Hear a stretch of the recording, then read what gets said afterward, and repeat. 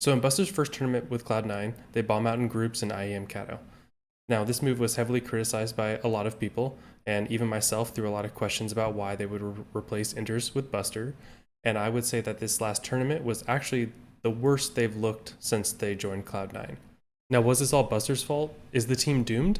In this video, I'm going to quickly go over the difference between Inters and Buster's roles, talk about the team overall, and then talk about Buster and the way he played, and then I'm going to talk about whether I think the team is doomed or where we go from here. Now, as far as roles, Inters and Busters basically swapped one for one, except for on Inferno, where Buster took Nafany's role, Nafany took Hobbit's role, and Hobbit took Inters' role. So kind of a three-way swap, sending Buster towards Banana and sending Nafany over towards kind of where Inters used to lurk, over towards A and apartments. Now, if you're unsure what Inters and Busters' roles were, basically on T side, he's the bomb carrier and the lurker, and the utility person, so kind of lurks, uses utility to get people in sites. If it's the other sites, if it's the site he's at, then he typically goes in first. And then on CT side, typically the site holder, just like a main anchor on one of the sites. Now in the matches and the demos, it seemed like teamwork was one of the main issues of the team. They were just having trouble trading, they were over peaking, they were trying to go for these crazy multi-frags instead of playing off of each other. That was a constant theme throughout the entire tournament, whether it was the matches they were winning or whether it was the matches they were losing. Like some examples of this were on Mirage, where he drops an AK thinking he's going to get an op, but I'm guessing Shiro said, hey, I'm going to drop you the bomb, not the op. There's other times where he's coming out apps and he pulls out a nade, but actually there's still someone on Balk. Kind of a communication issue there where it should have been communicated earlier. Or he'll get a kill and no one's watching Cat when he dies and he's looking the other direction. He's holding a smoke late into a round, kind of dancing around Van, unsure what to do, and ends up just getting run over when there's only 25 seconds left in the round. Just drop that smoke. Other random stuff, like he's running into Nafany while he's throwing a molly. Just a bunch of different things like that. There was a ton of teamwork issues, and this is very apparent when you're watching that the cohesion that they had with Inters and just that they've always had just was not there. I think this can be due to a number of factors. The main one, obviously, is that he's new to the team. I do wonder how much time they actually got to practice together, because even though they had months and months off, were they practicing for months and months, or was there some sort of contract issue? I have no idea the details behind that, but it did look like it was a very early stage of them playing together. I think there were also times of where he just seemed kind of unsure where to go. Like he's dancing back and forth. He's like going left and then he pulls out his gun to go right, but then he pulls out a piece of utility, but then he's going back the other way. And I think you saw this a lot in his crosshair too.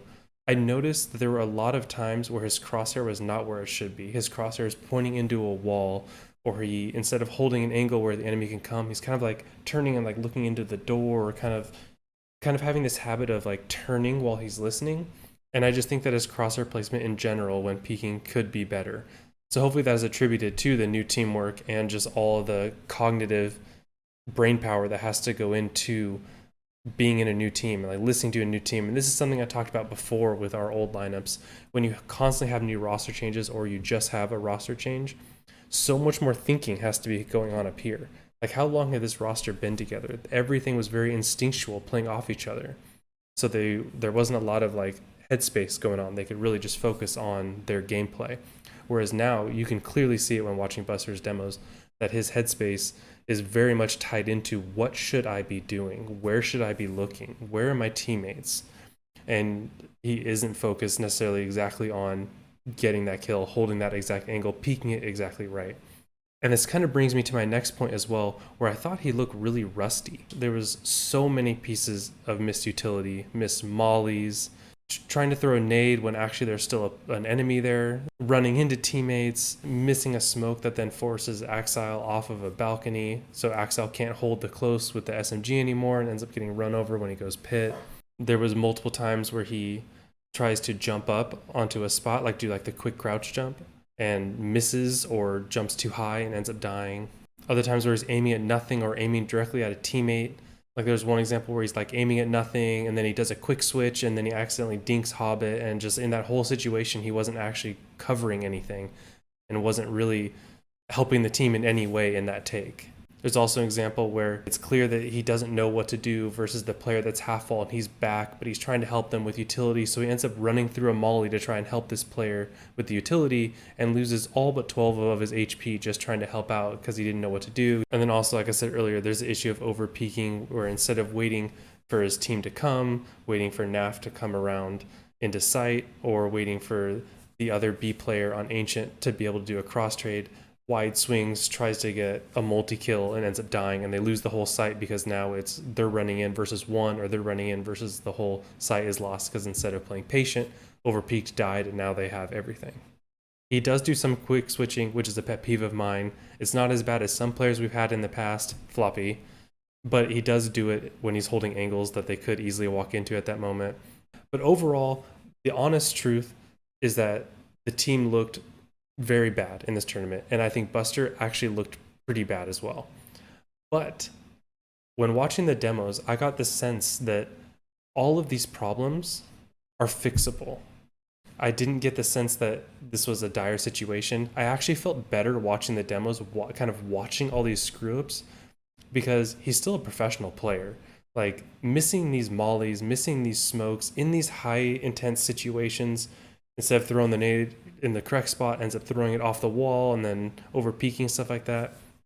All that will get fixed and the game will slow down. It's been a long time since he played.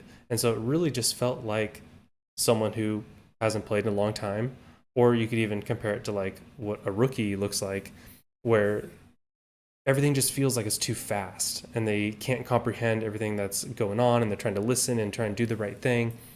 And so all of this, I feel like, could easily be shored up just with time and a little bit of experience. He's a pro, or he's a veteran, not a rookie. So the ramp up to getting back comfortable is going to be far quicker than it would be for a rookie. And so I think that there actually is a path to this really being shored up and becoming a very good team. And I would say that I don't think we're going to be worse than when we had Inters. I don't know if we're going to be better. I think we might end up somewhere around the same level if he just got calm, was able to stop having to be so much up here listening, and able to be just more in the monitor, with which just comes more with time and getting more comfortable with your site mate and your trading partner and the IGL. All that just kind of comes with time. Once he gets there, I think that we're going to be okay. Each of these matches, even the ones that we lost, like, came down to just a couple rounds. If just a little bit of things were different, the whole map could have gone differently. We could be moving on. We could be playing phase. And then who knows what happens. But we have a lot of Counter-Strike coming up. I don't think it's as dire as everyone is making it seem to be. I don't immediately want to say that it's going to be worse than Inters, because based on what I'm seeing, it really just feels like it needs a couple tournaments. Now, he doesn't have a lot of tournaments because the major is coming up, so it's going to have to get shored up quickly. But if they put in the hours, I think that the floor is going to be right around the same floor as Inters. I don't know where the ceiling is. It's only been one tournament.